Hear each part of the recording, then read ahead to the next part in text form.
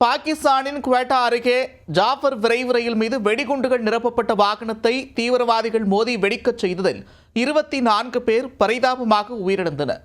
சிந்து பலுசிஸ்தான் எல்லையில் நடத்தப்பட்ட தாக்குதலின் பகீர் பின்னணி என்ன?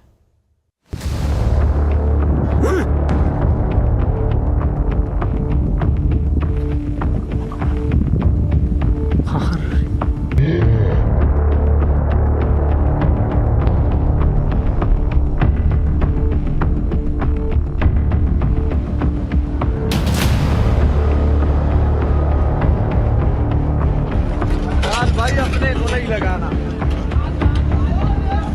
अंदर भी लोग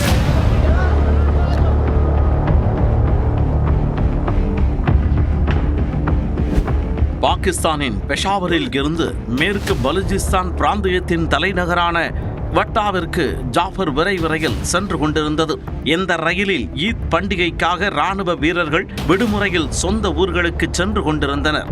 ஞாயிற்றுக்கிழமை காலை ரயில் சமன்படக் ரயில் நிலையம் வழியாக சென்று கொண்டிருந்த பொழுது ஒரு கார் நிறைய வெடிகுண்டுகளை நிரப்பி வந்த தீவிரவாதி அதை ரயிலின் மீது மோதச் செய்து வெடிக்கச் செய்துள்ளார். கண்ணு வைக்கும் நேரத்தில் நிகழ்ந்த இந்த சம்பவத்தில் ரயிலின் என்ஜின் மற்றும் 3 பெட்டிகள் வெடித்து சிதறின.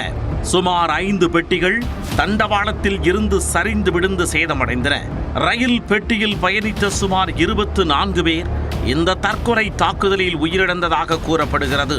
50ற்கு மேற்பட்டோர் படுகாயமடைந்தனர். குண்டுவெடிப்பு நிகழ்ந்த பொழுது அருகில் உள்ள வீடுகளில் எல்லாம் கண்ணாடிகள் நொறுங்கின.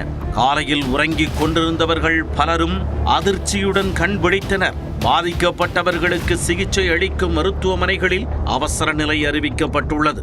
ரயிலில் இருந்தவர்கள் அருகில் உள்ள ராணுவ முகாமில் இருந்து வெட்டாவின் பிரதான ரயில் நிலையத்திற்கு சென்று கொண்டிருந்தனர் என்று அதிகாரிகள் தெரிவித்தனர்.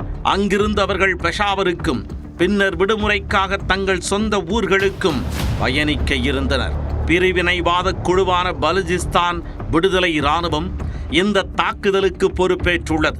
சீனா பாகிஸ்தான் பொருளாதார வழித்தடத்தின் கீழ் சீனாவின் சின்ஜியாங் பகுதி பாகிஸ்தானின் குவார்ட்டர் துறைமுகத்துடன் இணைக்கப்பட்டுள்ளது. இதனால் சீன அரசு அந்த பகுதிகளில் உட்கட்டமைப்பு பணிகளை மேம்படுத்தி வருகிறது. இதற்கு பலூச் விடுதலை இராணுவத்தினர் கடும் எதிர்ப்பு தெரிவித்து அவ்வப்போது தாக்குதல்களை அரங்கேற்றி வருகின்றனர். பலுச்சிஸ்தானில் PLA அமைப்பு ரயில்களை குறிவைப்பது இது முதல் முறை அல்ல.